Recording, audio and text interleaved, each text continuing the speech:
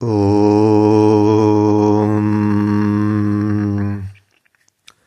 Friends, कई लोग कुंडली दिखाते समय ये पूछते हैं कि पिछला जन्म कैसा था। और मेनली उनका पूछना होता कि इस जन्म में जो कष्ट मिल रहे हैं वो क्यों मिल रहे हैं, क्या हमने कोई पाप किया था या क्या किया था जो इस वजह से हमें दिक्कत मिल रही है। ठीक है, तो बेसिकली कई सारे सूत्र हैं, उसमें से कुछ आज मैं बता दूंगा, कुछ अगले लेक्चर में बता दूंगा। ठीक है, तो पहले देखिए राहु केतु को। राहु केतु पिछले जन्म के सबसे बड़ी भूमिका निभा रहे होते हैं। ठीक है, राहु केतु जितने ज्यादा ग्रहों के साथ बैठे होंगे व्यक्ति ने उतने ज्यादा पाप किए थे। क्यों? क्योंकि जिसके साथ भी राहु केतु बैठते हैं, राहु केतु अकेले रहना ज्यादा अच्छा होता है। अगर किसी का कुंडली में राहु केतु अकेले हैं, इसका मतलब होता है उस व्यक्ति ने पिछले जन्म पाप कम किए हैं, क्योंकि ये है छाया ग्रह। इसके साथ कोई भी ग्रह बैठेगा उस पर अपनी छाया डालेंगे और उस ग्रह के बैठने के बाद इनकी भी छाया खराब होती है। जैसे अगर दो शैडो बने हैं, शैडो अगर किसी फ्लैट जगह बने तो अच्छा बनता है, लेकिन किसी आसपास कोई वस्तु आ जाए तो उसका छाया भी खराब हो जाती है, वस्तु भी अच्छे से नहीं दिखता है।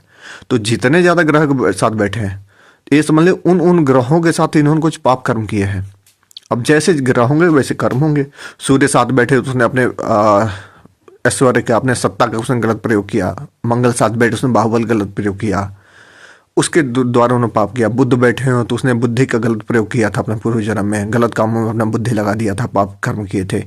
इस प्रकार के आपको फल आदेश करना चाहिए। ठीक है, उसके बाद आते हैं कि नीच के और बकरे ग्रह। तो नीच के ग्रह वो हो जाते हैं हमारी कुंडली में जिन प्रकार के कर्मों को हमने पिछले जन्म में छोड़ कर भगाए थे। अगर हमने किसी घर की जिम्मेदारियां छोड़ भाग गई तो शनि नीच के हो जाएंगे, और उसी भाव में बैठे होंगे जिस भाव से हमने छोड़कर जिम्मेदारी भागी थी। जैसे सप्तम में शनि नीच के बैठ जाए, इसका मतलब क्या हुआ कि हमने पूर्व जन्म में अपने वैवाहिक जीवन अर्थात अपने पति या पत्नी के जिम्मेदारियों छोड़कर भाग गए थे, हमने जिम्मेदारियों का निर्वहन नहीं किया था। चौथे भाव में अगर बैठ जाए तो मतलब हमने माता पिता का, अपने माता का ध्यान नहीं रखा, अपने घर परिवार की जिम्मेदारी अपने कंधे पर नहीं रखा।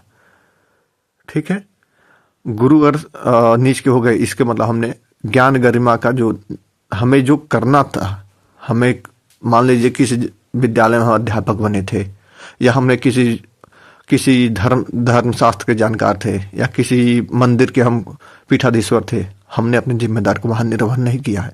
जिस प्रकार के कामों को हम छोड़ दिए होते हैं, हमने तिलांजलि दे दिया था पिछले जन्म में, हमने निर्वहन नहीं किया था, वो ग्रह हमारे बाद नीच का आएगा। और नीच का ग्रह आएगा तो क्या करेगा? नीच का ग्रह आएगा इस जन्म में मेहनत खूब कराएगा, फल कम देगा। क्यों फल कम देगा? क्यों पिछले जन्म की भरपाई में कुछ हो गया। मान लीजिए आपके ऊपर कुछ कर्ज चढ़ा हुआ है और आप कुछ सैलरी कमा रहे हैं, तो कुछ सैलरी आपको कर्ज में चली जाएगी और कुछ इस जन्म में मिलेगा। तो इसीलिए नीच के ग्रह जो होते हैं मेहनत बहुत कराते हैं, फल कम देते हैं। चीजें समझ में आ रही हैं? जिस प्रकार के ग्रह, जैसे सूर्य नीच का था, उसने आत्मा के साथ कुछ समय गलत काम किया था, उसने निकृष्ट आत्मा थी पिछले जन्म में, उसने आत्मा को गलत रास्ते में धकेल दिया था। मंगल नीच का हुआ, मतलब उसने बाहुबल का गलत प्रयोग किया। ठीक है, ऐसे राहु केतु जो मैंने अभी बताया, जो युति वाली राहु केतु के साथ जो युति होंगे, देखिए जिन जिन ग्रहों के साथ राहु की युति होगी, जब राहु की दशा चलेगी, उन उन कारकत्वों के साथ ही दंड देते हैं। क्यों हम उस जन्म, पिछले जन्म में उन ग्रहों के कारकत्व में हमने कुछ गलती किया था, तभी हमारे इस जन्म में वो ग्रह हमारे राहु केतु के साथ बैठे हुए हैं, युति कर रहे हैं। ठीक है, अब आते हैं बकरे ग्रह। तो अभी तक हुआ कि हमने एक पाप कर्म किया था, मतलब निकृष्ट कोई काम था, वो हमारे राहु केतु के साथ है। जो नीच के थे, हमने उनकी जिम्मेदारी छोड़ कर भाग गए थे। और ये भी देखिए जिस भाव में नीच के ग्रह बैठे हैं उस भाव की जिम्मेदारी हम छोड़ भागे थे। ठीक है, तीसरा आते हैं बकरे ग्रह। तो हमने बकरे ग्रह वही कुंडली में हमारे बनता है जिनका हमने गलत उपयोग किया। जैसे हमें किसी का गुरु बकरे हुआ, इसका मतलब पिछले जन्म में उसको ज्ञान मिला था और ज्ञान का उसने गलत प्रयोग किया। मान लीजिए कोई लॉयर है, कोई वकील है, अच्छा वकील है, और वकील समाज का अच्छे लोगों बचाने की जगह बुरे लोगों बचाने में लगा दिया। अगले जन्म में उसकी जो इस कारकत्व वाली जो विद्या है, अगले जन्म में बकरी हो जाएगी। उसको रगड़ रगड़ काम कराएगी, उसको बार बार उसको बकरी का मतलब पीछे जाते हो ग्रह, पीछे खींच के ले जाते हैं, तुम चलो पिछले जो गलतियां को उसको सुधारो तब आगे चलो। नीच के ग्रह भी ठीक है, बकरे ग्रह तो खराब हो जाते हैं क्योंकि उनके पास चेष्टा भला जाता है, और 3 गुना हम ज़्यादा मेहनत कराते हैं, 3 गुना ज़्यादा फल देते हैं।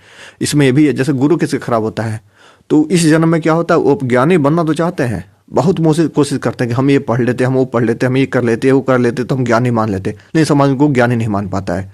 अंदर न घुट रहे होते हैं। जिनका बुद्ध बकरी है, इसका मतलब उन्होंने वाणी का बहुत दुरुपयोग किया था। कुछ लोग होते हैं कटु बोलने वाले, बहुत कटु बोलते हैं, वाणी से आहत कर देते हैं। अगले जन्म में उनका जो बुद्ध होगा बकरी हो जाएगा। इस जन्म में बुद्ध बकरी है तो इसका मतलब पिछले जन्म में कटु वाणी बोला था किसी को, अपने बुद्धि का गलत प्रयोग किया था। सूर्य चंद्रमा तो बकरी होते नहीं है। बाकी जो भी ग्रह बकरी बनना है, शुक्र बकरी बनना है, वो तो लव अफेयर में 3 बन को गिरेगा, क्योंकि उन्होंने अपने सौंदर्य का गलत उपयोग किया था। पिछले जन्म में किसी को चीट किया था।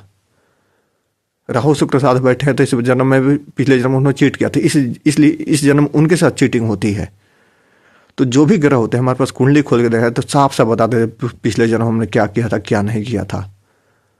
बस ध्यान देने वाली होती है कि हम अच्छे डिटेल में बैठे किसी अच्छे ज्योतिषी के पास बैठे और सारी चीज़ ज्योतिषी के पास। अगर ज्ञानी ज्योतिषी है, उसने अपने गुरु के शरण में रहकर अच्छे में सच में पढ़ाई किया है और सच में अनुभव लिया है, कुंडलियों पर देखा है, तो सारी चीज़ें खुल कर जाती हैं।